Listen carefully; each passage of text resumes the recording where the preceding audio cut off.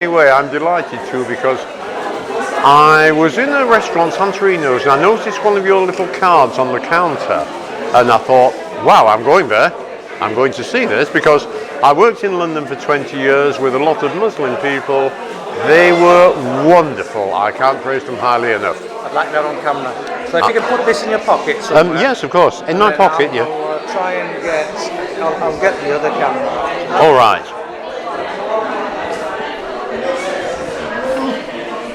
So this is in my pocket, yes? Yes, yeah. Hello, hello.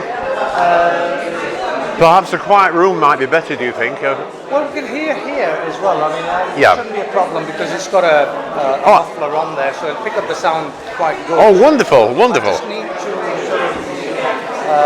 be somewhere where I can get a little bit on the background of something that's behind. Something like that, yeah. Yeah, I'll just put this down, okay, yeah. So if we can start firstly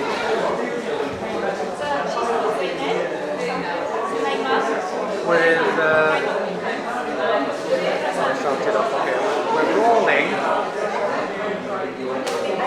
I'll try and prompt the questions a little. Yes, I can't hear you very well actually. I'll speak up in a minute. Oh, great, fine. With the Lancashire accent.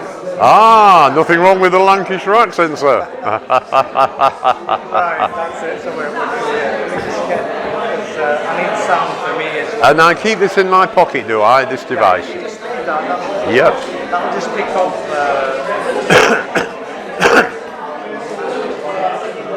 So hiya. Can I just ask you to begin with, what's your name? My name is David Benjamin. Hiya, and you live In Kendal, yes. Kendal.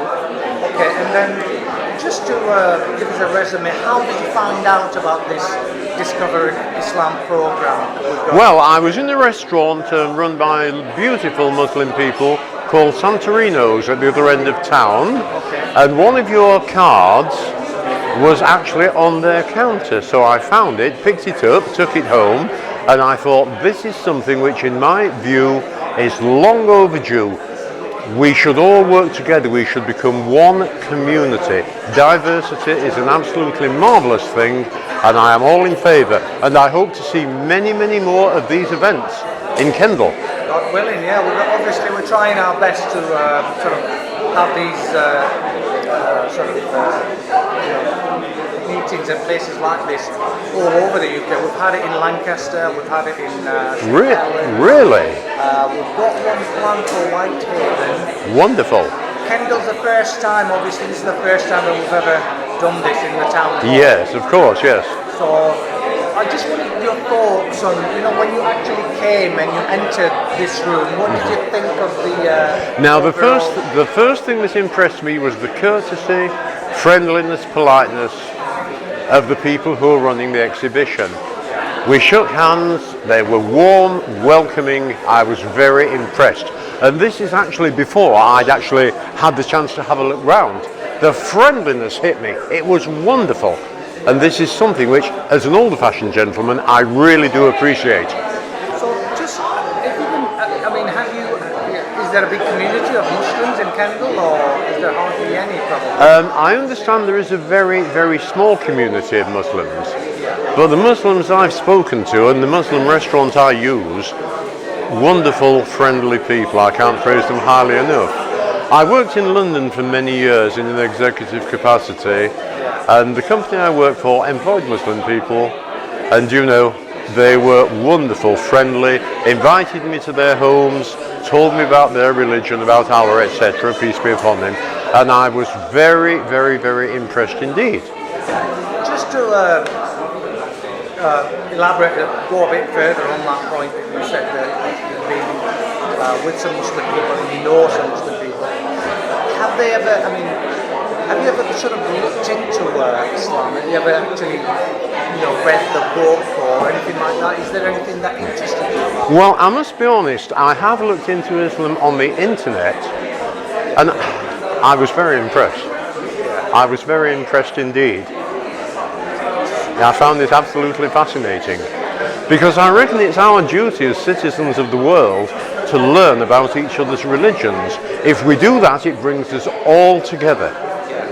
There is no enmity. I hope I can live to see the day when there is no enmity, no bigotry, no hatred. We can all come together as one, because to use an old-fashioned and much used cliche, we are all God's children. We might have a different God, but we're still his children, and we owe him great respect, in my view, and I respect your God just as I'm sure you must respect mine. Of course, I think if we go down to the nitty-gritty, I think it is the only one God anyway. That Yes. we probably all worship exactly the same God. Oh yes, I think it's the same God with different names. Yeah. But So I mean, are you a Christian by faith? Or? well, yes and no. I must be honest, I'm not a churchgoer. I tend to be a weddings and funerals man. But having said that, I do believe in a great architect, a great spirit. I'm also very much into spiritualism, and I feel that sometimes, when you wonder, you reach a point in your life when you think, oh my God, where do I go from here? The answer always seems to come. Now that must come from someone above. It certainly doesn't come from the human brain, And I found that. I mean, I've just written a book, and there are times I'd sit at the computer and I'd think, oh God, where do I go? And then suddenly the words seem to flash across my mind. I'm typing away there, And I do feel that divine intervention happens regularly, and people should appreciate the God who helps us. Excellent. Finally, is there anything that you'd like to sort of say before we end and conclude? Well, I'd like to reiterate that I'm very impressed by the friendliness of the Muslim community here.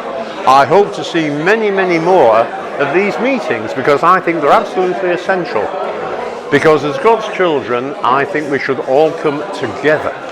I mean, there's a lot of bigotry, there's a lot of hatred, there's good and bad in every community, especially in the Christian community, I have to say. But I think it's absolutely essential that we all show the utmost respect to people. Thank you very much indeed for your help. My pleasure, sir. My pleasure. Thank you. Cheers. That's it. We're done.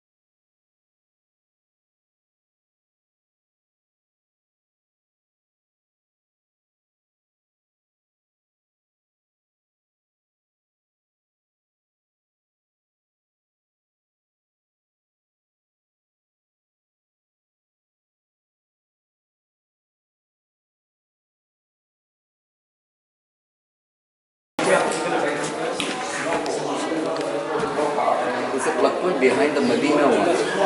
Are you thinking?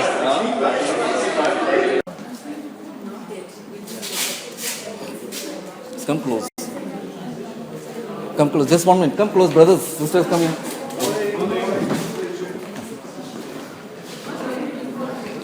Bashir, take him.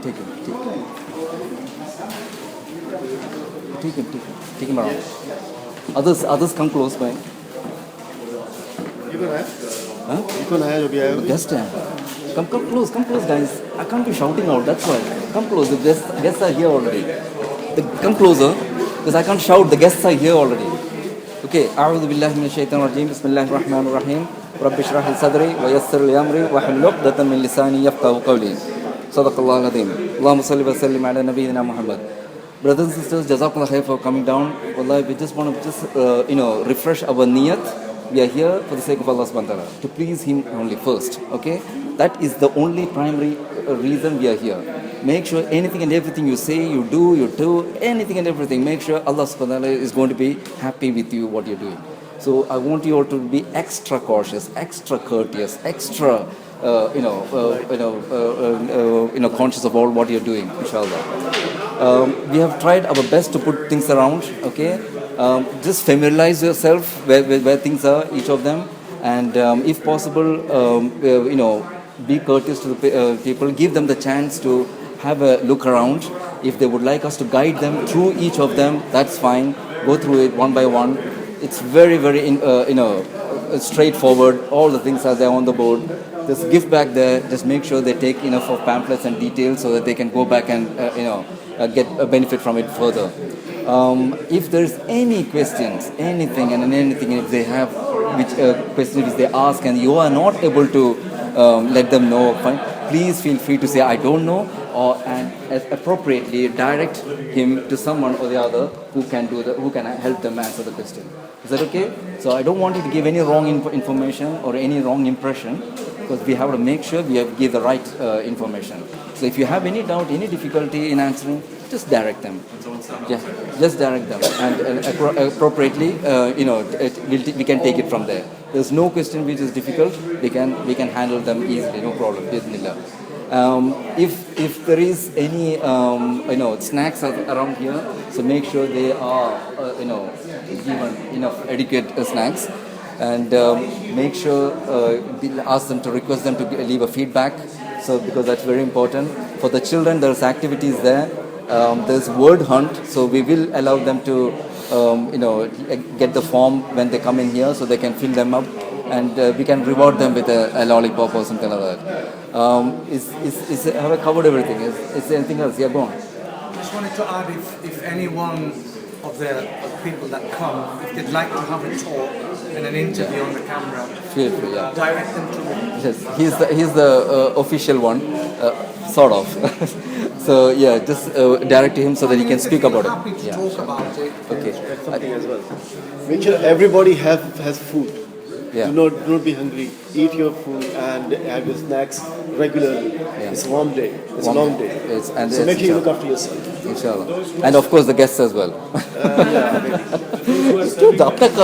the person whether they are allergic to anything. Anything, yeah. Yeah, Allergy. so, yeah. Just make sure the allergy. Even the henna people, just make sure. They need to sign Yeah, them. we need a paper to sign that. Have you got any paper? Just make one. With the henna thing, there must be something in there. So it must be there in the inshallah. Is there anything else? Anything else you would like to know? Okay, may Allah make it easy. Before we leave, we should make sure we debrief again, okay?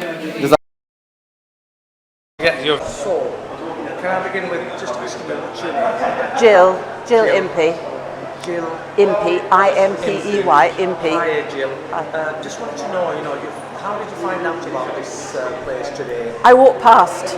Oh, you walked past? Yes, Casually, didn't yes, know I anything walked about past, yes. A gentleman outside gave me a card and I walked in. it. Right. And when you actually came to the event, you went inside, what did you think about I thought the it was incredibly friendly and very decorative and lots to read. I thought There is a lot to yeah, read, lot yeah. to read. Was there anything that sort of stood out for you? Oh yes, the Quran. It was so beautiful. You actually had a read of it? No way could I read it. looked at the words and thought how beautifully they're written. Yeah. Yeah, and did you get one of the bags? Yes, I did get a bag. You got- Yes, I you did got get a that, so bag. you can have a look at it. Yeah, yeah. I have got the Quran at home actually, funnily enough. We've had it quite a long time, yeah. Just because we wanted to know what was in it.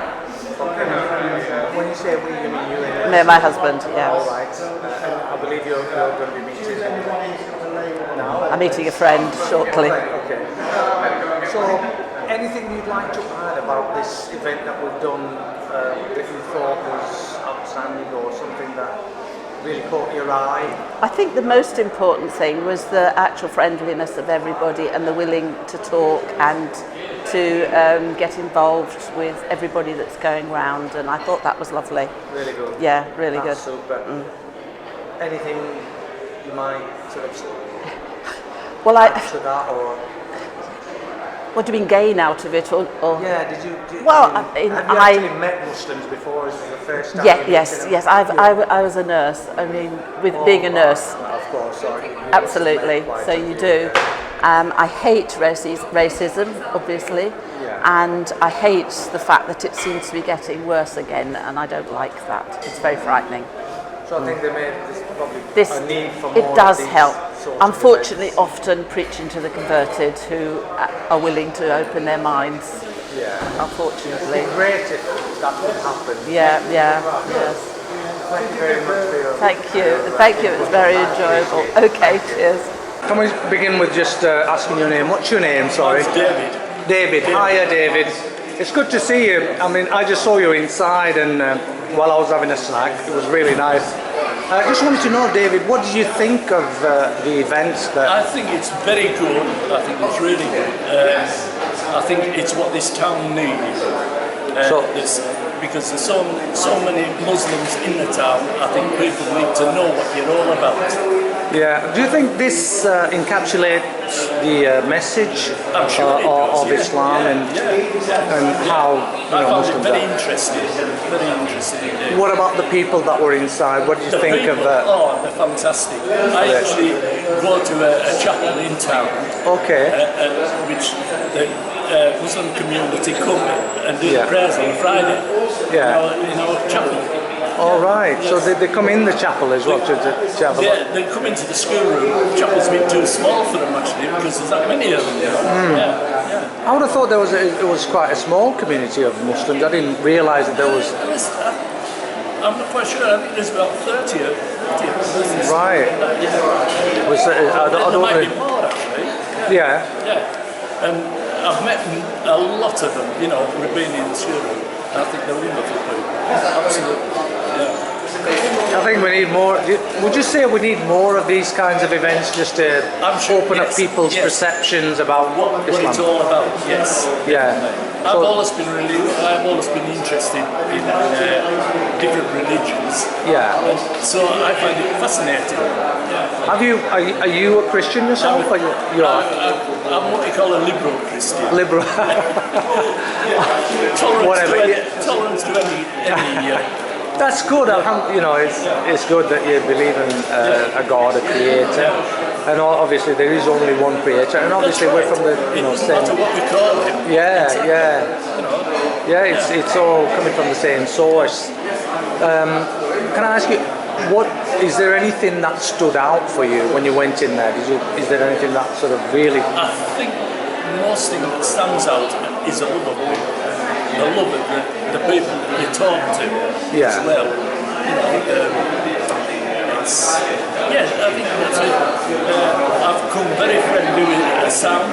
Yeah. We actually had coffee together on Wednesday. You know, All right, right. You know, so I've learned quite a bit about it. So, yeah. Super. Thank you very much indeed for your kind words. Is there anything you'd like to add to finally conclude? But I think there should be more of it. More of it. More of it, definitely. God willing, we'll try and get some more events going like that. Maybe again in Kendal. I think they're having an Eid.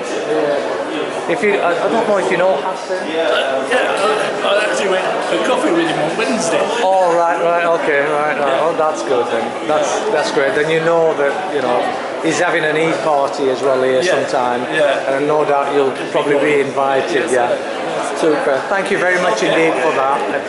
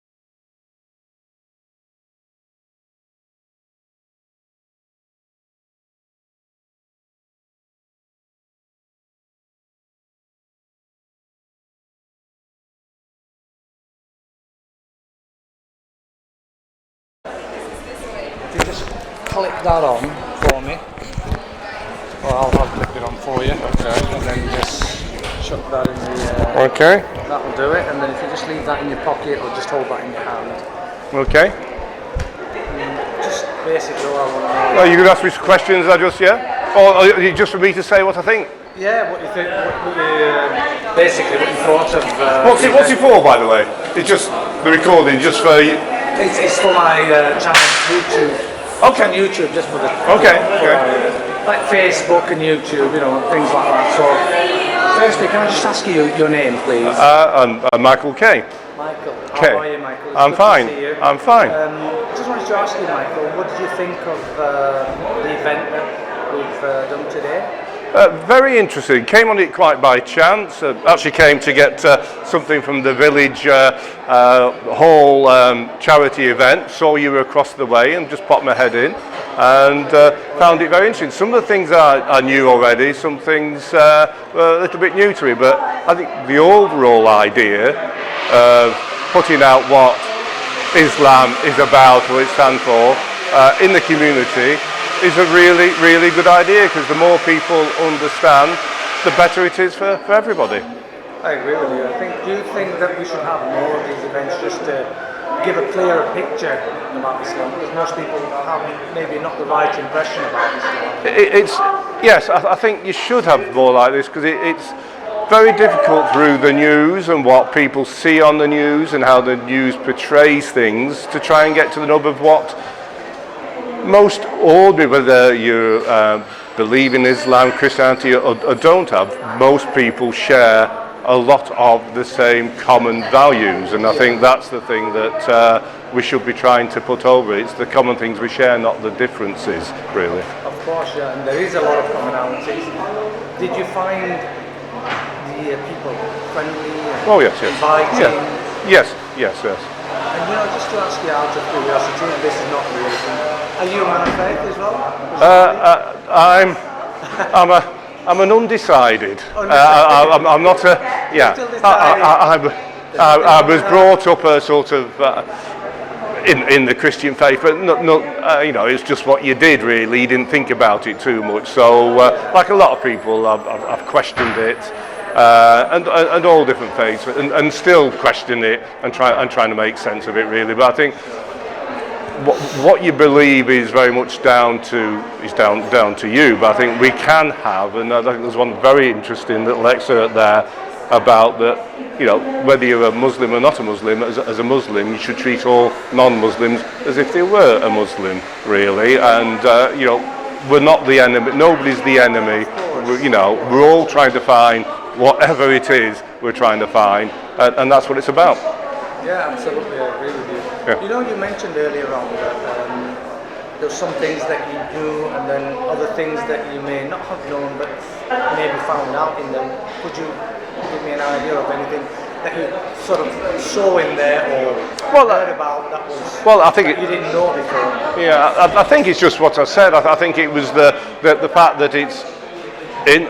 If I've got it right, you may tell me, but it's in the Quran about treating everybody the same, whether you share that faith or you don't. And I think that's the important thing, and I think that gets lost sometimes in all that's going on in the world. So I think that's the one thing, just seeing that it's not just somebody's thought, it's something that's written down in the Quran. So yeah. Super. Yeah. Have you ever read the Quran? Funny enough, my wife got given a copy when we were in Manchester probably about a year ago. So we've had little looks at it, and no, I haven't read it in any great depth. I've read little excerpts of it here and there, and obviously people will put little bits here and there to try and make their point sometimes, really. So, but then again, I was both a Christian. I can't say I've ever read the Bible. I've read little bits of the Bible, but I've never read the Bible. Understandable. I mean, it'll take a while to get through the book anyway. Yeah. But thank you very much indeed for your input on this, and I appreciate it. You're welcome. I hope you found it really. No. I think we should all be trying to do things like that, because it's what we share that's important. Of course, yeah. We're on this earth together. We should really love each other and have a lot more peace and harmony. Absolutely. Thank you very much. Okay, you're welcome.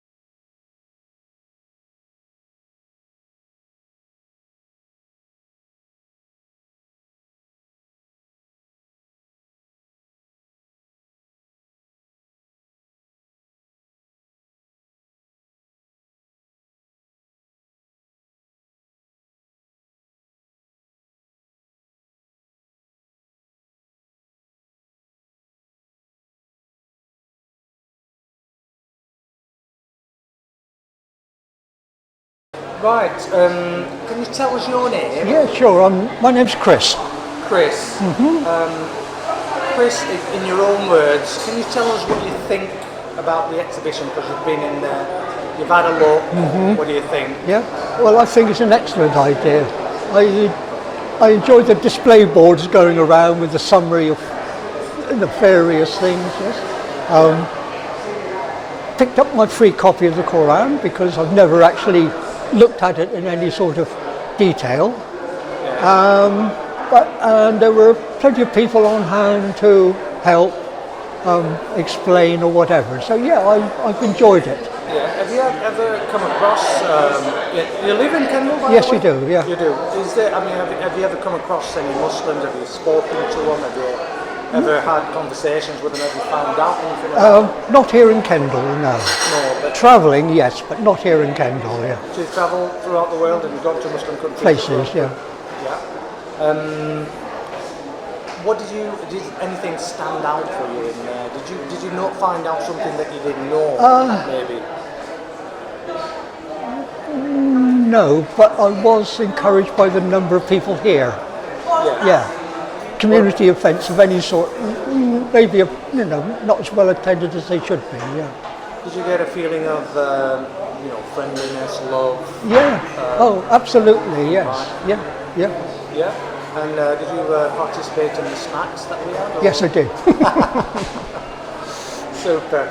Thank you very much. And you've got the copy of the Quran? Yes, I have. Yeah. Presumably you're going to go away and have a read of it whenever you can. Obviously, yeah. There's no rush. And Yeah. Are you a man of faith or? No, I'm not. A summary. There used to be an Irish comedian many years ago called Dave Allen. At the end of each show, he would say it by saying, "Good night, and may your God go with you."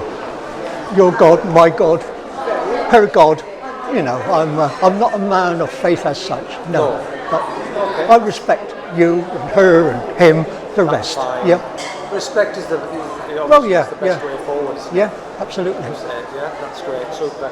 Thank you very much indeed for taking time to talk to me. That's okay. Appreciate it. Thank you. If you can ask the question and then I'll get this as well. What do you think about the event today? It's been really welcoming and I've enjoyed it a lot. It's great to see something like this happening. And do you recommend it to do it again? Yeah. Which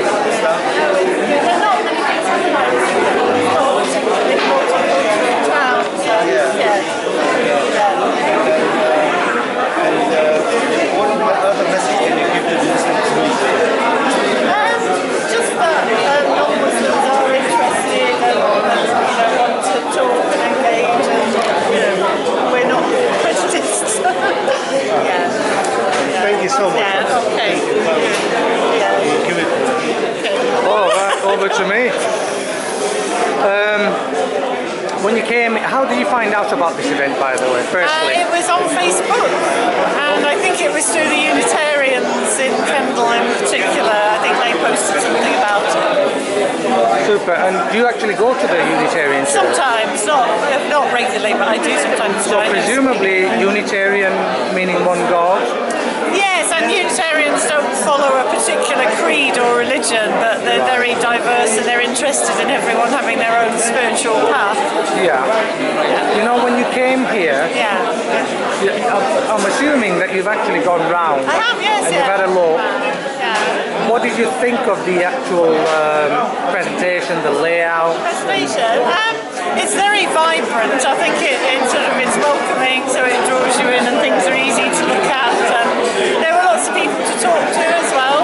And do you think the atmosphere is like, I mean, was everybody friendly? Is that the impression that you get? That they're all... Yeah. It felt very warm and just, nice to be here. And is this the first time you've sort of, let's say, come to an event like this? Or it's the first time I've come to an event. I do know a little bit about Islam because I'm interested in different religions and spiritualities, but I haven't been to an event before.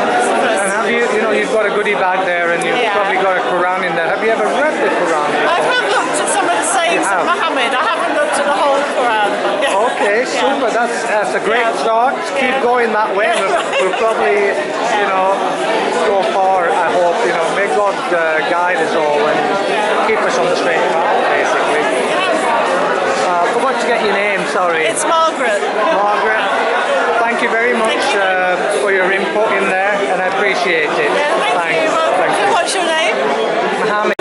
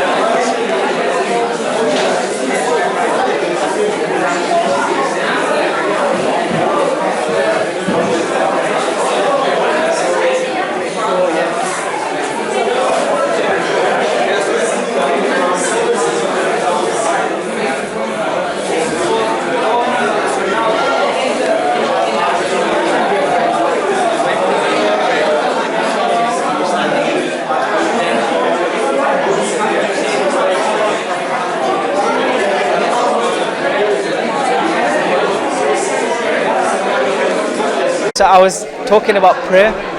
So now I know you very well, so I ask you for money because I'm in need. So I ask you for £5, you give me £5. A week later, I come back to you and I say, you know what, I need some more money. Give me £5. You may give it me because you know me well. I come back to you another time, another week later, so third time, you're going to become frustrated. As a human, naturally, you're going to think, how many times is this guy going to come to me? He needs to go to someone else. If you're a calm person, you may even let me off the third time and fourth and fifth time, but there's going to be a point where you're going to break, and there's going to be a breaking point, and you're going to think, you know what, stop coming to me, go to someone else. I can't give more. Money doesn't grow on trees or whatever. But Prophet Muhammad, he teaches us and tells us that God becomes displeased when we stop asking him. So God wants us to ask him more and more, even for the little things, even if we want a shoelace. The Prophet tells us to the nearest meaning that we ask God. So this is basically God. He wants us to connect with him. And this actually helps us, as humans, because there'll be times in life where you may face problems, and you'll face such problems where you would think that other people don't understand. You know, you've got no one to turn to. But when you know you've got God deep down and you turn to Him, you'll feel that sense of belonging and that sense of connection that God is testing you.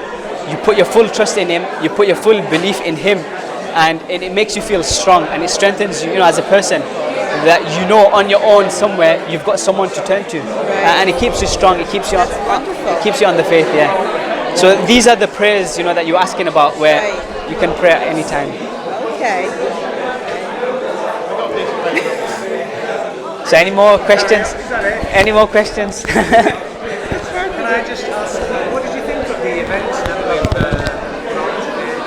Oh, I think it's wonderful. I think it's good to show Islam, and I think it's good to show Islam in a very positive light, considering all the unpleasant things that are happening in the world that so-called Muslims are doing. I think it's good to have something like this. I can tell by your accent you're not from here. No, but I have a British husband, so I do live in Kendal, but I'm an American. Do you actually live in Kendal? Yes.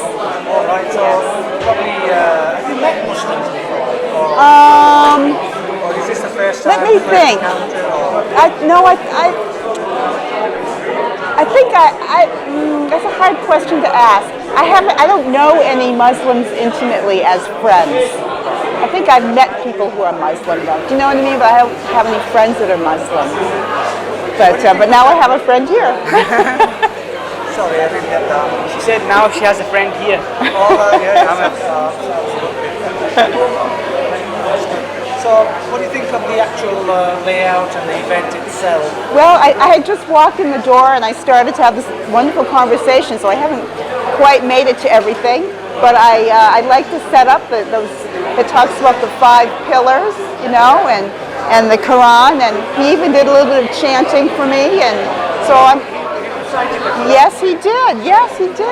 So I've really gotten a full presentation of Islam. It's wonderful. The chanting, how did it sound to you? Very melodic. Very melodic. Melodic. Yes. Nice tones. Yes. Would you mind just reciting a few more verses of the Quran for the camera, if you don't mind? Yeah. Shall I take the mic? Oh, that was on me? You can still pick it up anyway.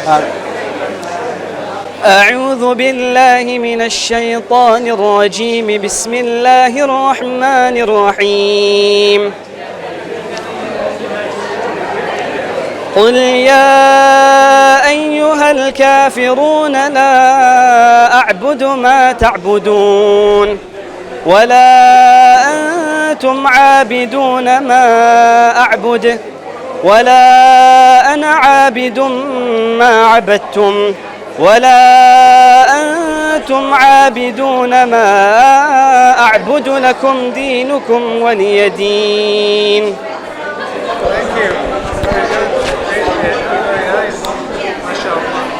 That's towards the end of the Quran, isn't it?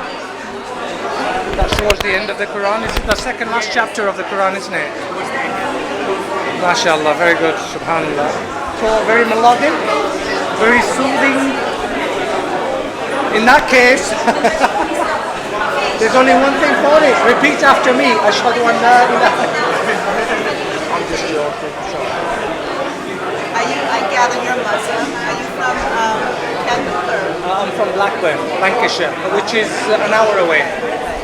Near not near Manchester, but further down. Yes. Not so far, only an hour away from here. I think there's a mosque down in that area. Is there a mosque in Kendal? Yes. In Kendal? I don't think there is one.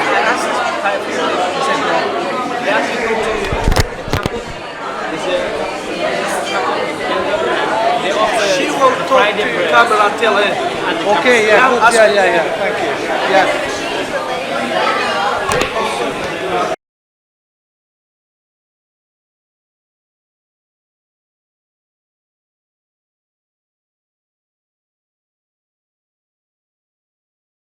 fact, it says the exact opposite of that. It says that if you help people, you will go to heaven. If and you therefore, by doing that, Yeah, exactly. There's a it's quote been a there. really There's a strong quote thing. there, which with the Quran in the Quran, which says that if you save a human being, Yes, it's that's as the if one. you had saved the whole of mankind. That's the one. That's the one. That was the quote. So- and we've used that. So Absolutely. we've got literature when we're doing our organ donation events. It says, yeah, you can talk to your imam about it, but actually this is what we've got, and we've done the research. I think it's more of a taboo and sort of a cultural thing Yes, where sure. they are trying to can we not? I mean, Yeah. it's something. How can we share what has been given to us with others? But they're missing out.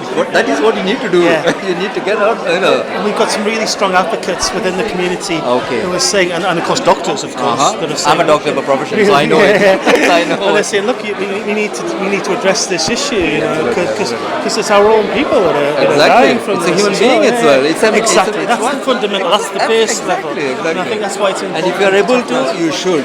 Because if you can save, okay, let's turn the table the other way around. If it was your brother, well, exactly. What are you going to do? You Yeah. are going to really ask everywhere around. Yeah, Please, yeah. can you save my brother? Absolutely, you can do anything for that. So, Yeah. well, why don't you do it for another And brother? I guess exactly, it's the wider, Why don't you? the wider sort of So brotherhood, if you like. they will. I think they will come around. Yeah. It will take some time, but it will come around. Cultural things are difficult things to change. It's a more of a taboo thing. Like can we? Are we supposed to? Yeah, Are we after allowed death. to? Yeah, no, all that. it's understandable. But Yeah. it is slowly changing. I mean, in another, say, about 5 years' time, I'm sure the thinking will. The new generation are coming up with a much more open-minded and things like that. Like it's our older generation which are a bit, reluctant on that line. That's But understandable. it's definitely, they're not realizing that this is a trust. The body which is given to you is a trust. You need to look after it. If someone is, in need, and if you can, why not? Give it. And if it's, of course, it should not go to the, death, really. it shouldn't go to the extent where it hurts your own. life. No. Definitely not. I mean, that's not the way it is. No, exactly, yeah. But yeah, it is definitely getting there, but it will change. The concept, the thinking. No, I think so. It's definitely will change. That's really good. Anyway, I love the meeting. Thank you very much. Thanks for the good. Thank you, sir. Thank you. That's it, thank you very much. So, if I can just get a bit of that background, it'll look very nice. First of all, can I just begin by asking you your name and who you are, or do you work for the town? My name's Sally Johnson and I live in Kendal. And my husband is a counsellor, All right. which is how I heard about the event today. You have to be careful what you say. Right, sorry, just repeat your name again? Sally. Sally. No doubt this must be the first time that you've probably come to an event like this, because it's the first time we've done it in Kendal. What are your thoughts when you first walked in? By the way, how did you find out about this event? I found out about this because Douglas told me about it, my husband. All right, and how did he know about it? And he knew about it because he's a counsellor. All right, okay, fair enough. That's a straightforward answer. So when you came in, what did you think of the layout, how we've done the exhibition? I found it very welcoming. The first thing I noticed was the cheerful noise, which drew me into this room, because it's not obvious immediately which room to go into. Had you planned to actually come here and have a look, or were you just going past? Or?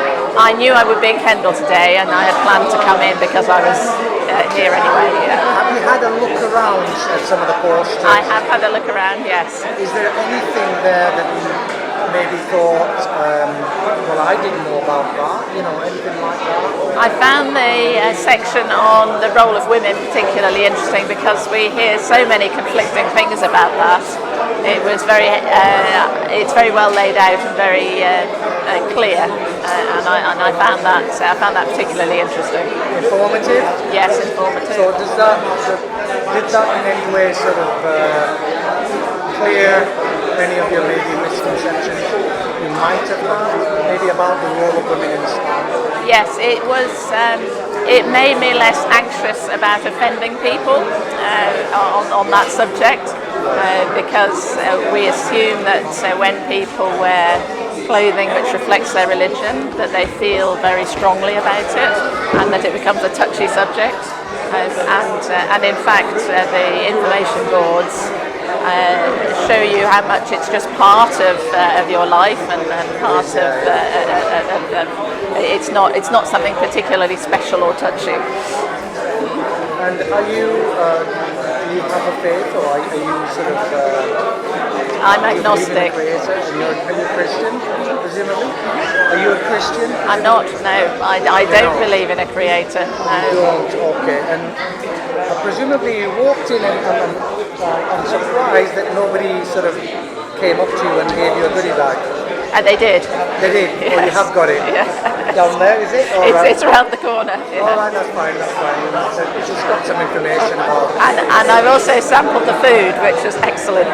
Oh, you tried the food? That's always a highlight. So you enjoy the food? I enjoyed the food, yes. And what about the people? And like you said, you came in because of the atmosphere of the talk. It is. It's a very nice, cheerful atmosphere, and lots of people coming up and talking. It's really a pleasant experience. Thank you very much, Sally, for your input on that, and I appreciate it. I'm Douglas Rathbone, Deputy Mayor of Kendal, and here at the Islam exhibition at Kendal Town Hall. Wonderful to see so many people here today, and it's the amount of work that's gone into this.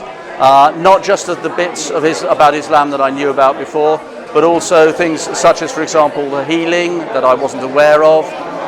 It's lovely to see so many people actually coming and learning about Islam in what is a community that doesn't have an obvious Islamic presence in it. So obviously I'm not from Kendal, I'm from Blackburn, but you know when you first came in and you saw all of the exhibition, you mentioned it anyway, but that it's so, well, it must have taken a long time for these brothers to actually get it all sorted. Was there anything that you saw here that sort of stood out for you and you thought, wow, I didn't know about that? Well, it was the healing that I didn't know about. It was good to see. It was good to see the Hajj in the middle of the room, which, in a way, that's where it should be. But also information about the 5 pillars. Always good in any Islamic get-together. The fact that there's food at the centre of it. But it was the comprehensiveness of it all around here for people who I'm sure a lot of people from Kendal wouldn't know about it. So it was the work, yes, but also the feeling that went behind it. Do you think, obviously this is the first time we've done it in Kendal, do you think we should sort of try and do that maybe another time as well, where it's going to be more beneficial, maybe in a bigger venue if there is one? I don't know about a bigger venue. What I loved coming in here was seeing it full. It gladdened my heart, but also it gave a feeling that it was a place that people wanted to be, which was very, very pleasing to me because I hadn't come across this sort of thing in Kendal before, and obviously a lot of work had gone into it. So I think it's definitely something that we should have back here in Kendal. I think it's very positive, and we need to build on it, because having this happen just once, people can forget about it. But I think having it as a regular thing, not necessarily here, and I don't have an answer to you about where, but having it either here or somewhere else. What I like about having it here is you've got a lot of through traffic in the high street. People see the sign, and I've noticed people seeing the sign and coming in because of the poster outside. You're right, actually. I didn't realise it was going to be this busy with so many people coming in and asking various questions, obviously, and talking to everyone. But I think overall, with all the hard work that's gone in, I think we can call it a success, really. And I think it'd be, definitely. So were you pleasantly surprised to see so many people maybe here? And I was very pleasantly surprised to see as many people from Kendal here, as well as a lot of people to answer questions. Because there will be a lot of questions from people. Okay, is there anything else you might like to add before we conclude? No, as I said before, a lot of work's gone into it, and I think it's very impressive what has been done. But to go back to what we just said, the fact that not only are there exhibits, but there are people to answer questions. Because you can read about something, but when you actually talk to someone and see someone in front of you, who has that faith, who tells you about what it means to their lives, that's really crucial. Thank you very much indeed. And on that positive note, we'll Thank close. you. Thank you. What's your name? Yes, my name is Rose. Rose. Yes. Hiya, Rose. Hello. And do you live in Kendal? I live in Windermere. Windermere? Yes. So how far is Windermere from Kendal? 20 minutes. 20 minutes? Roughly, yeah. Okay. And I noticed that you came to this event. Yes. Did you know about this event before No, you came? a mutual friend invited me. Right. Yes. And when you came in, you've obviously had a look around. Yes. What do you think of the exhibition that we've laid out? I think the exhibition is amazing, and I think it's a very valuable tool to integrate people into the acceptance of different faiths. Yeah. Have you ever, I don't know, have you ever come across Muslims before today? Or Yes. You have? Yes. Okay, so you know a little bit, no doubt, about Islam? Yes. And have you ever sort of read the Quran? I've been reading the Quran for 7 years. Have you? Yes. Wow. Alongside other biblical books, because it's important. If you have a faith, it's important not to just know about that one. Yeah, of course. But be inclusive. Yes. Do you believe in God, Creator? 100%. 100%. That's a great start anyway. Because obviously there is a Creator and we believe in the Creator. Is there anything you might, you know, when you came in and you had a look at the exhibition, yes. Was there anything that you saw which you thought, wow, I didn't know that about Islam? Anything like that?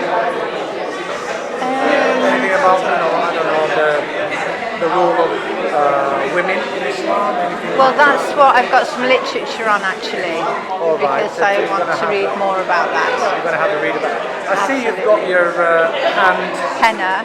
Yes, with the henna. this is beautiful. That's very, very intricate design. Thank and you. beautiful, Yes, isn't it? yes, thank you. So have you ever had that done? Sorry, go on. Never. It's my first time. I've wanted it done for years. It's the first time. Yeah. Yeah. Excellent. And I've learned my name in Arabic. In Arabic. What was your name? Yeah. Sorry. Oh, Just how to write it, and yes, and it's Great. brilliant.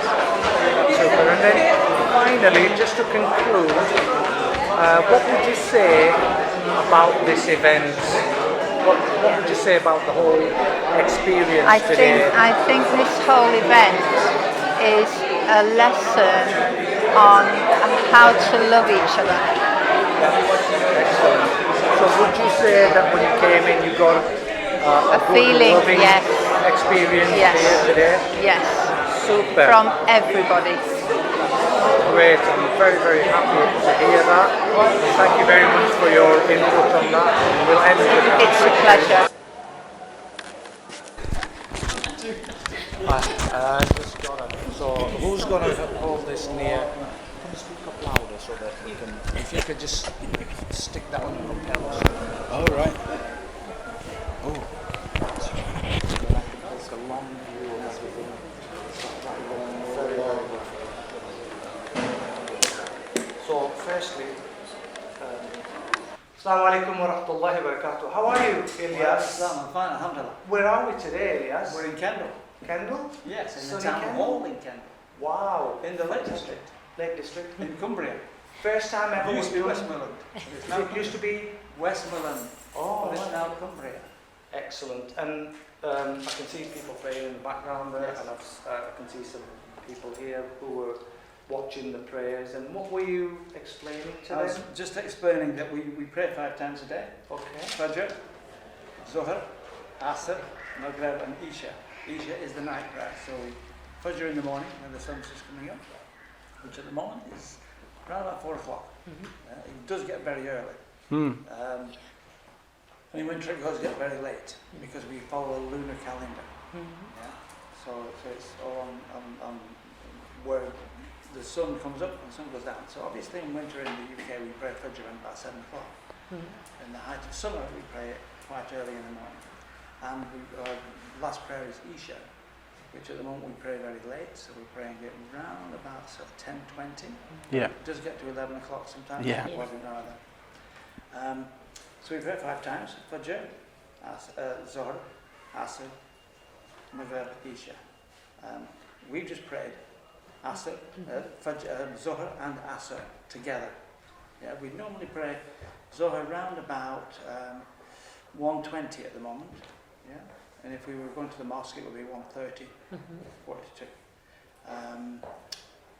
Because of the way that we've done the hour, when the hour changes. Right. Yeah, it goes back to 12.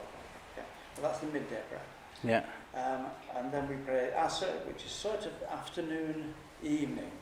Yeah. The original measurements were based on the length of a shadow of a spear. Yeah, so when the shadow of the spear became a certain length, that's when we will pray. Right. Pray at certain times. So we've just done those, and they're normally 4 rakats. A rakat is a bowing. Yeah, so it's when we do this. This is called ruku, and the plural of ruku is rakat. So it's a bowing. So we should normally pray 4 of those, but because we're travellers, we've been able to shorten. Yes. And also because we're travellers, we've been able to join them. Yes. Yeah? So normally we will pray 4, and for Asr we will pray 4. There are what we call supererogatory prayers around those. We can pray before the 4, and we can pray after the 4, usually in sets of 2. But because we're travellers, we don't need to pray those. Okay. Yeah? That's another gift from Allah. And because we're travellers, we can shorten them, and we can join them, because we might be in a hurry going somewhere. Yeah. There is no limitation to the type of travelling we're doing, but if we leave our home city, or we travel a certain distance, depending on the scholars that we follow, we're then classed as travellers. Musafir in Arabic. And because we're Musafir, we can shorten and we can join our prayers. So we've just prayed 2 prayers in 1, which is great, because I now have the whole afternoon, right up until about 20 past 9, and I don't need to pray. I can carry on with my daily business, whatever it is, which is good. Yeah, and to refuse those, to say, well, I don't need to do them, or I'm fit and strong and healthy so I can pray more, is going against what Allah gives us, because Allah has given us that as a gift. Right. And we don't want to say to our Creator, Allah, I don't need your gifts, because we all need His gifts. Yeah?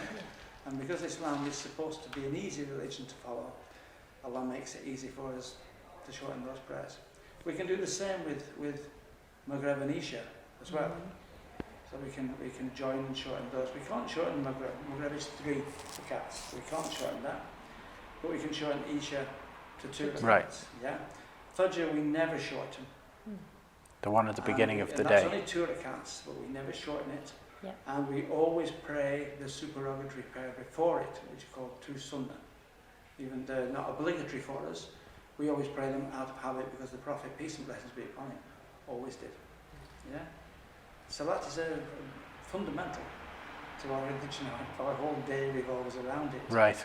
And to us, it's a way of remembering our Creator 5 times a day. It's a way of communicating with our Creator 5 times a day. And it's a way of remembering our own mortality, our death, 5 times a day as well. It's something that is going to happen at some stage in our lives. So it's better to be prepared for that. And what we say is that if you want to talk to Allah, what you do is you dial 2 4 4 3 4. If you dial that number, you get a direct connection. Yeah, direct connection. Can I just ask them? Yes, of course. Okay. Thank you. Thank you very much. Yes. Hamza, come in. This is my son. Hamza, you okay? Are you praying? Hi. Dan, nice to meet you. Erica. Yeah, sorry. I saw you both in there for quite a long while. So you can give us a resume of how did you firstly find out about this event? Well, this is through you, isn't it? Well, he found out through me, and I found out through Awaz, which is the organisation I work for. Oh, right, okay. And what did you think of the event? I mean, what do you think when you actually walked in there and had a look at all the posters and the exhibition? There's a lot of information there. There's a lot to take in, and a lot of people prepared to share their experience and their understanding and their knowledge. And I had some really interesting conversations. Actually, it was great. Was there anything in there that you saw which you thought, wow, I didn't know about Muslims? You know, is there anything that sort of took your breath away? Not breath away, but you know what I mean? Something that really... A wow moment. Yeah. A wow moment. You thought, wow, I didn't know that. You know, anything like that? We were talking to a man called Farouk who was talking about some things that are in the Quran that I didn't know were there, making connections between modern science and things that are in the Quran. So that was quite interesting. Yeah. Very interesting, actually. Is this the first time that you've sort of come across Muslims? Or? No, not the first time, but certainly in terms of like an information exchange like this, yes, I would say so. Did you feel you could ask any question at all? Yeah. No matter how thorny. Yeah. I mean, it is Islam warts and all. It is, you know, the reason we have such a mixture of people. For example, Hassan, who organised it in Kendal, he's like me, he's a convert to Islam. This is his hometown, it's his community. Right. I've come in from Blackburn. Mohammed is from Blackburn. We have people from different walks of life, different jobs. Different backgrounds in Islam. And the only thing I think we have in common is the fact that we all believe in one God and we all follow Islam. Right. Which is a massive thing to have in common, I would say. Yeah, it is. It's a fundamental thing to have. Sure, absolutely. But having that difference means that we may have different opinions on things, and you may ask the same question to three different people and get three different answers. Yeah. But they will all be within the bounds of Scripture. Sure. Because Islam has lots of flexibility, and with the sources which are the Quran and the Sunnah are the same, but the interpretation of that from different scholars, as long as we're within these boundaries, we follow it. Right. If they're outside of those boundaries, then we don't. So, just finally, yes. You know, when you saw the prayer, have you ever actually seen the Muslims pray like you've just seen it now? Not like right up close like that I before. have, No. because actually one of our best friends is a Muslim, Right. and I lived with her for a while, so we lived in the same area, so I've followed, Okay, super. Thank you very much indeed for all of that information. Is there anything finally to conclude that you might like to add? This is a fantastic thing to have in our community, and we need to do more things like this, I think. Absolutely. Thank you very much. Thank you. Assalamu alaikum wa rahmatullahi Wa alaikum assalam wa rahmatullahi brother. Alhamdulillah, alhamdulillah. Wondering, Ismail, where are we today? Today, alhamdulillah, by the grace of Allah, we are in Kendal town, right? It's in the Lake District. And alhamdulillah, Allah has given us an opportunity to serve Him, and we are here basically to invite people to Islam, and we are holding a beautiful exhibition, and we've had a very good response, and inshallah Allah subhanahu wa ta'ala keep giving us this opportunity to invite people to Islam, and may Allah subhanahu wa ta'ala guide us and make use of us, inshallah. Ameen. Okay, also, Ismail, I just wanted to know, can you tell me what is our aim and objective in doing these exhibitions and these events? Our aim is very simple. It's just to ask people to reflect on their life, that what is the purpose of life, why are we here, where did we come from, and where are we going? Because if you don't have a purpose in life, it's pointless. This watch, it has a purpose. Its purpose is to tell time. That is what gives this watch its value, its purpose. The moment it stops telling time, it's scrap value. Its maker, its creator, its manufacturer has made it for a purpose. If it doesn't serve that purpose, it's scrap value. In the same way, our creator has created us for a purpose, and that purpose is to serve God. to submit to God, to be obedient only to God, right? And if we don't serve that purpose, we will become scrap value. So we are just warning people, we are conveying the message that don't think that this life is a play, this life has a purpose, and the wise thing is to serve your purpose and to take the reward for that. The opposite of reward is not no reward, it's punishment.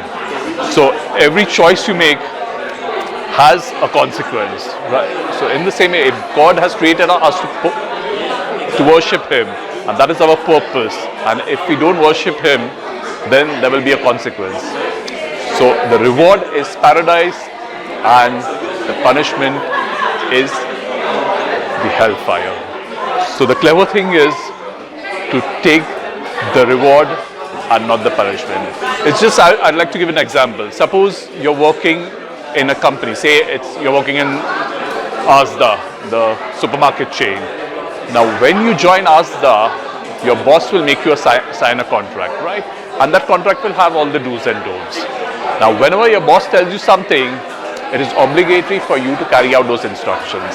If you do not carry out those instructions, there will be consequences. So it is very essential that you listen to your boss, you are obedient to your boss, right? That is the clever thing to do. The opposite of that is, right, disobeying your boss, insubordination. And for that, there will be a consequence. That consequence is you may lose your job.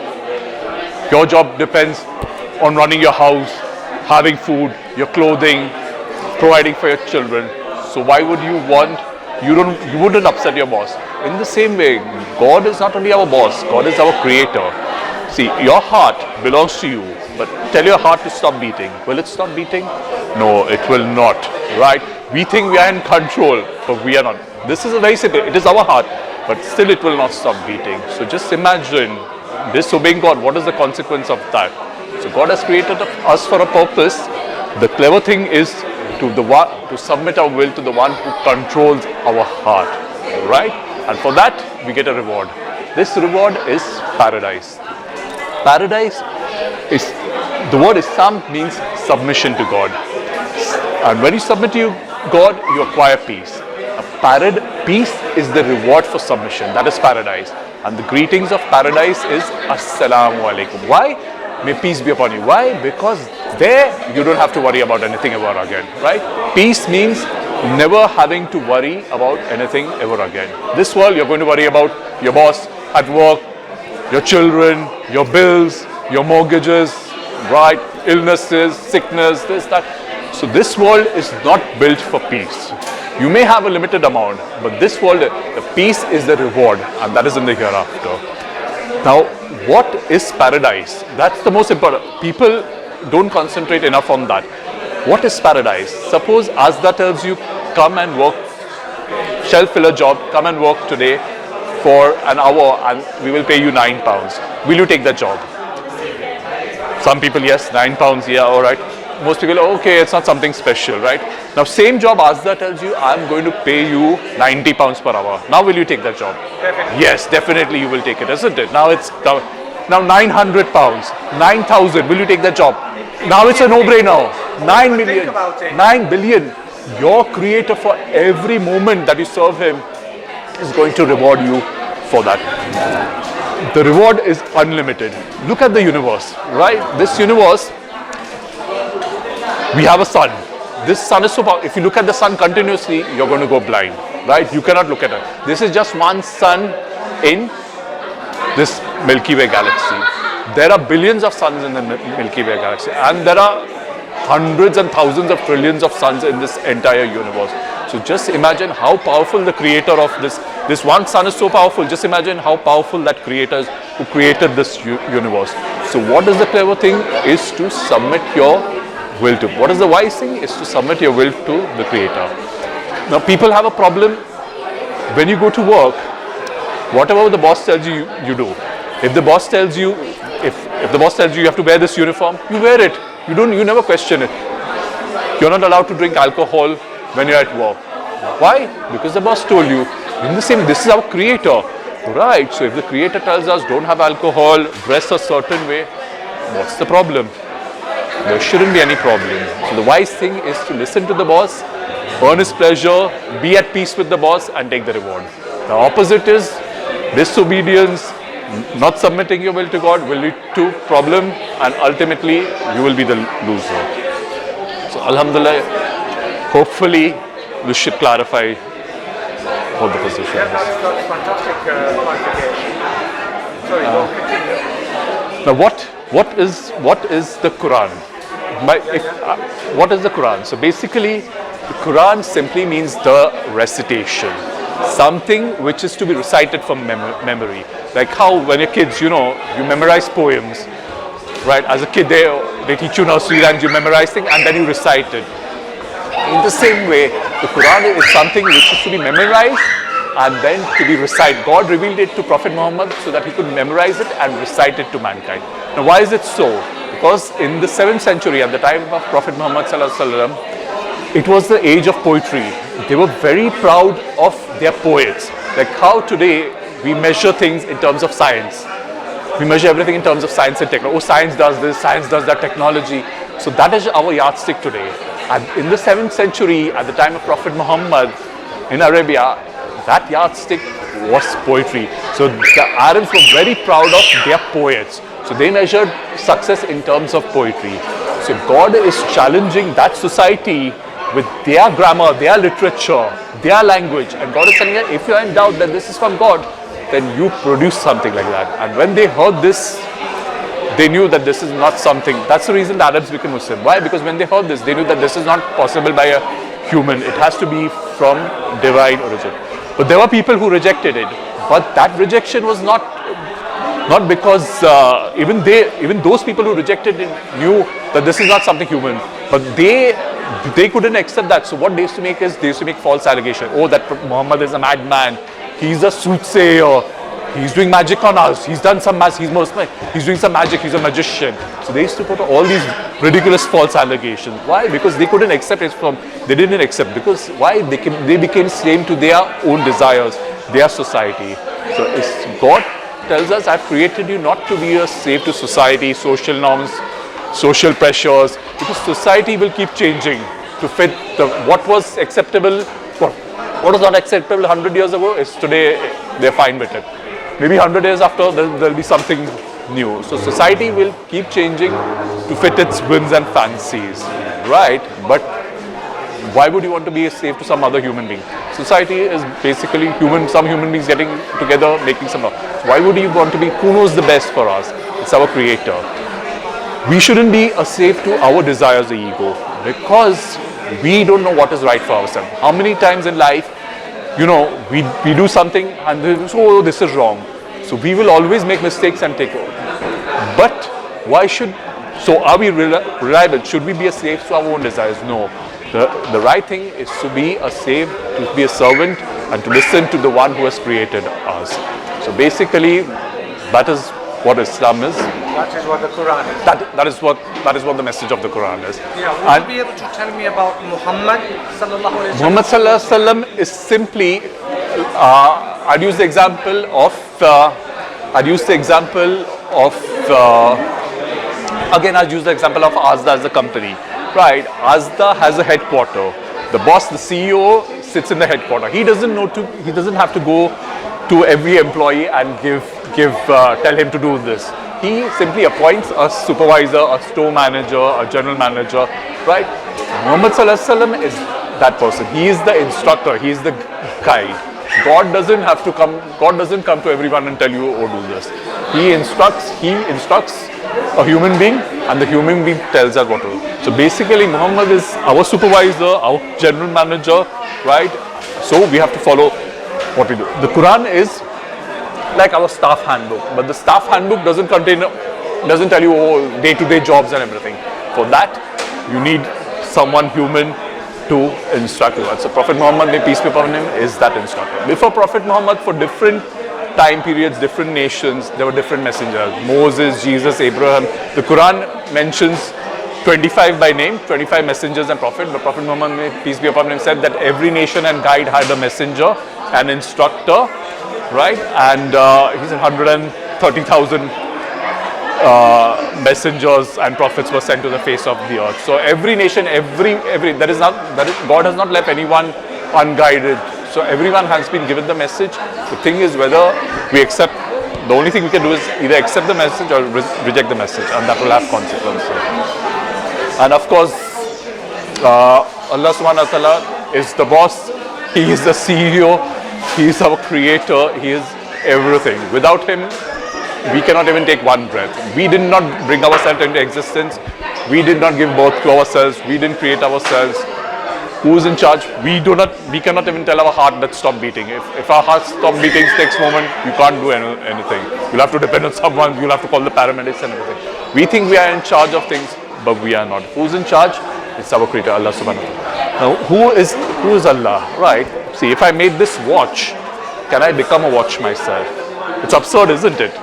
Can I be a part of this self? Will you find me inside this watch? No. In the same way, God created the universe. So God is not a part of his creation. God is not the universe himself. The universe is simply atoms, and God created atoms, right? God arranged them, organized them in whatever way he pleases. The only thing to know, how do we come to know about God, is when God tells us himself. If someone wants to know something about me, right, how will they come to know? Till I don't transfer that information to them. So everything we know is via information transfer. It's like pass the parcel. Someone will tell you, our parents tell us, we tell our children, our teachers tell us, then when we become teachers, we tell our students. So everything, all the information that we get is via information transfer. In the same way, how did we know that this watch, what is this? This is a watch. Right? Who told us? Our parents tell us, oh, this is a watch, to see the time, this tells us time, this is how it works, this is how you should do. So everything we know, everything we see on BBC, CNN, someone is telling us, someone is giving that information. So when we are children, it's our parents, our teachers, right? Someone always has to give us society, so the information. In the same way, to know about our creator, who he is, if you want to know about me, you have to ask me. I'll tell you my name, where I stay. I'm the best person you can ask. What did I eat yesterday? What am I going to go home and cook? Which college do I go to? Where do I work? In the same way, to know about God, our creator, God has to transfer that information to us. There's no other way. You're not going to come to know who God is without God telling us. It's like if Steve Jobs made the iPhone, who's the best person to tell you about the iPhone? It's Steve Jobs. No other person. You can open it how much, but you won't know when this concept was developed, where the raw materials were sourced from. For everything, the only person to tell you is about the iPhone, who can tell you is Steve Jobs. But Steve Jobs is a human being. He had a limited time. He's dead. Allah subhanahu wa ta'ala is eternal, always existed, always, because he's not a human being. He's not the sun. He's nothing like his creation. Right? God is not a part of this universe. God is not the universe. So God cannot be atoms. God cannot be the stars, sun, moon. God cannot be Thor, something like a human being with a hammer. God is nothing like it. He cannot be Buddha, Jesus, Rama. These all are, either they were good men, they were prophets, or people have just made up fictitious. No human being can ever be God. God is nothing like his creation. Human beings, snakes, trees, monkeys, the sun, the moon, the universe, the wind, the fire, which many people worship. This is all just the creation of God. It's all part of the universe. God is the creator of the universe. Alhamdulillah. So in summary, and to conclude, the reason we're actually doing these events is basically to take the message of Islam to the rest of humanity. Is that correct? That's correct. It's just, the Quran it's a warning. It's a guide, right? It's reminding us for our purpose. That's why it's about, because God, every time, like if you're working in a company, if you do some mistake, the supervisor will correct you. If you keep repeating that mistake, you're in danger. So the Quran is here to remind us that we've got a purpose, right? So it is, you will feel that it is harsh, but it's only for your benefit. It will stop you from going astray, from creating mistakes. So it's warning you that, remember, you're here for a purpose. Serve that purpose, serve that purpose, serve that purpose. Don't worship anything. Don't be a slave to yourself. Don't be a slave to society, social norms, celebrity culture. Don't just blindly follow society. which we are doing today, football, so football, oh yeah. We are just tiny. Football, cricket, this, that, life is not a gap, and we are just filling life. We are just filling life. We are just taking it as a gap and then just filling it with gap fillers. Life is not it has a purpose, to fulfill that purpose, and we should stop filling our life, taking our life as a game and just filling it with useless things. Thank you very much indeed for all of that. I appreciate it, Ismail. Very, very good reminder for all of us. May Allah guide us all. Inshallah, may Allah subhanahu wa ta'ala accept from me and guide me. Every human being, there is no one everyone will do mistakes, right? But the thing is, you have to learn from your mistakes, right? And stop committing them. You do sins, yes. Every human, otherwise you won't be, there's no purpose. The nature of human being is to commit sins, but you have to ask for forgiveness and you move on, right? And inshallah, Allah subhanahu wa ta'ala is the of forgiving, most merciful. So God will, as long as you keep asking, you keep saying sorry, try your best, then inshallah, you will be rewarded. But if you keep repeating the same mistake again and again, you're going to keep digging the hole, and then there's a point of no return. So the clever thing is, stop digging that hole, right? Try your best, and inshallah Allah subhanahu wa ta'ala will guide you and help you out. Jazakallah khairan. Thank you very much. Walaikum assalam. أعوذ بالله من الشيطان الرجيم بسم الله الرحمن الرحيم الحمد لله رب العالمين الرحمن الرحيم مالك يوم الدين إياك نعبد وإياك نستعين اهدنا الصراط المستقيم صراط الذين أنعمت عليهم غير المغضوب عليهم ولا الضالين.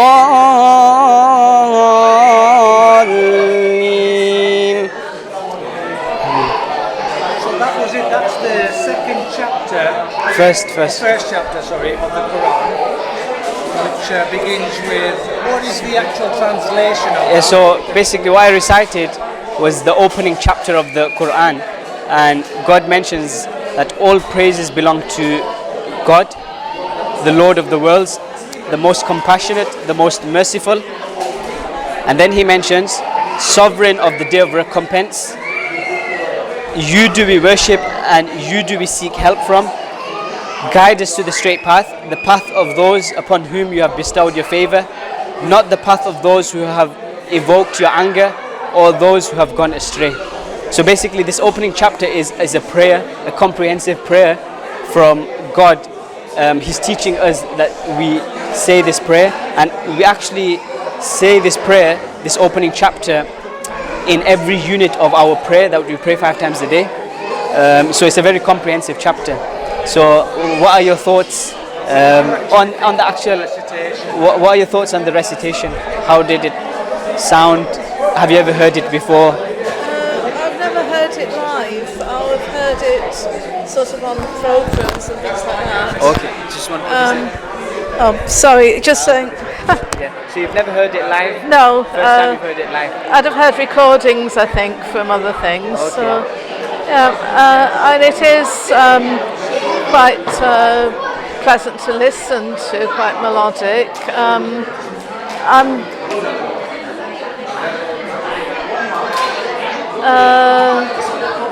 Obviously, it's interesting to get the translation. Yeah. Otherwise, I'm just responding to it as sound. So the sound is good, but I think it's like a rather limited reaction. Just on a technical level about sound, it's very noisy in here. Yeah. So I think probably when you do this, it's silence around, and it would have more impact and make quite a difference. It might actually be quite strange for you doing it with all this going on around. What did you've had a look around. What do you think of the exhibition that was put on? It's an interesting exhibition. I'm just wanting to sort of understand it a little bit more in a sort of inclusive type of way, but I'm not sort of looking to get converted or anything like that. So I think one of the people who talked to us was a little bit,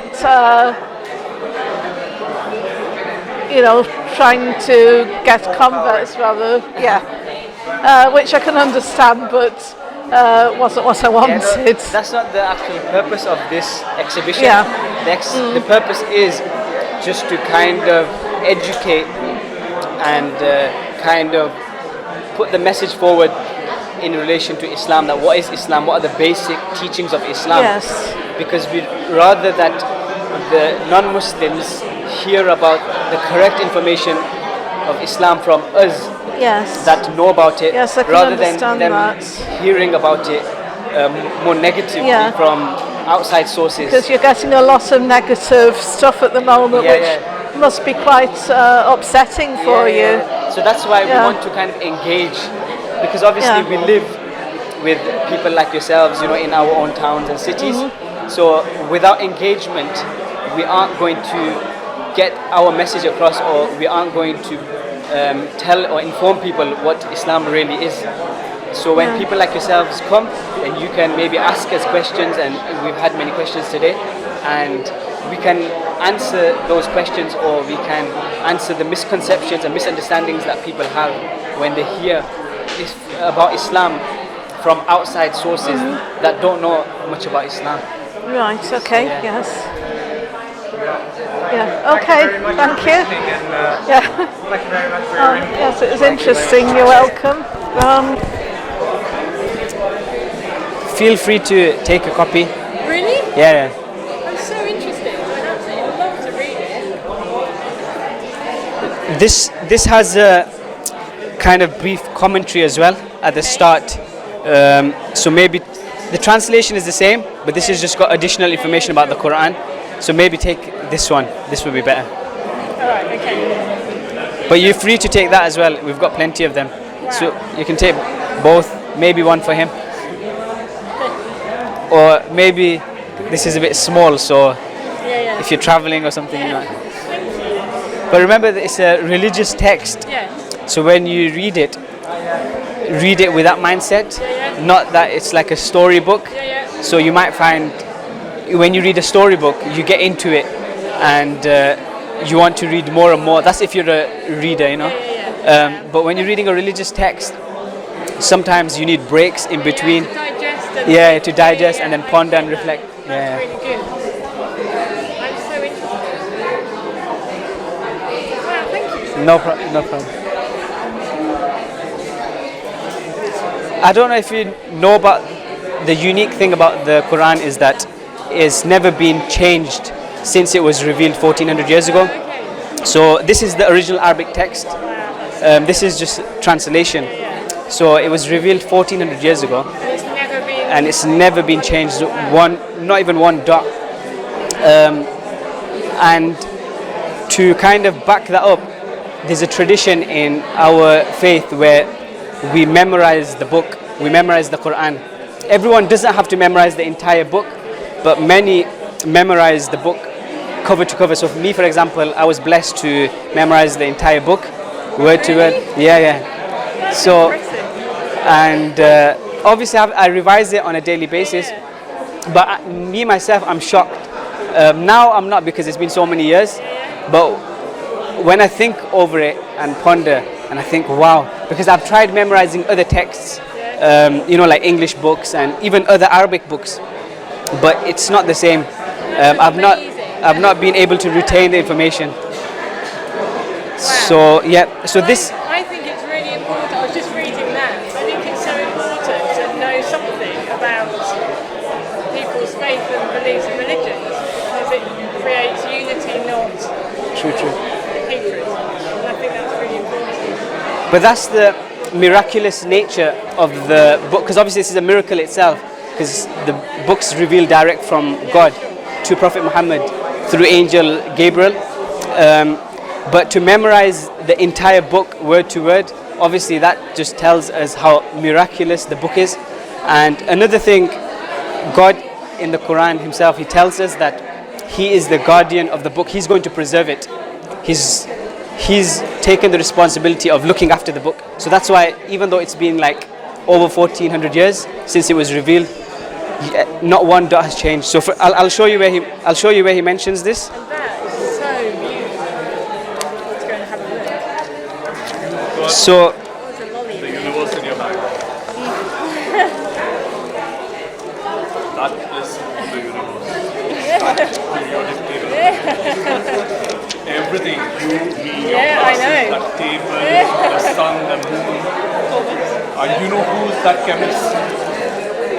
That's the chemist.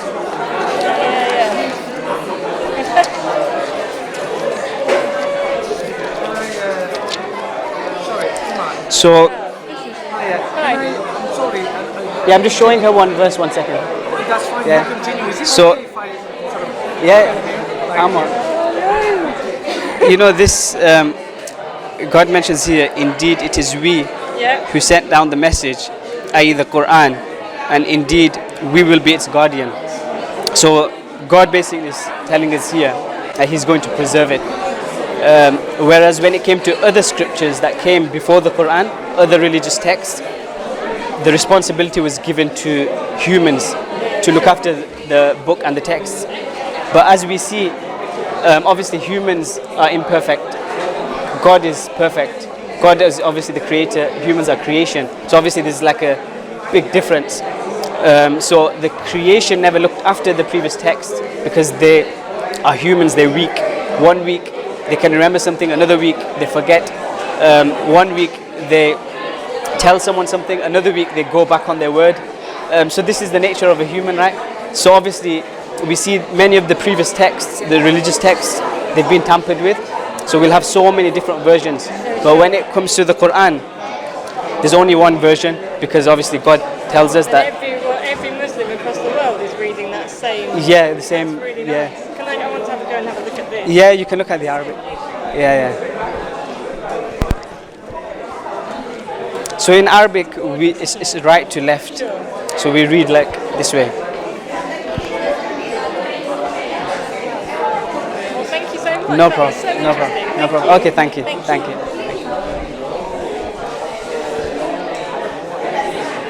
That's good. Carry on. Complete.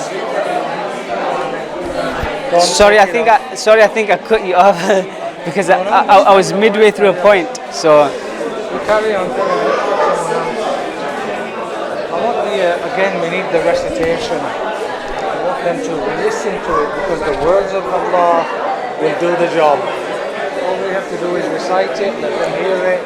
You know, that will stay in their mind once they, sleep. They'll be thinking of that. Oh, that sounded really nice. What was that? But it's powerful because we hear it every day. So we're used to it. Yeah, but when they hear it,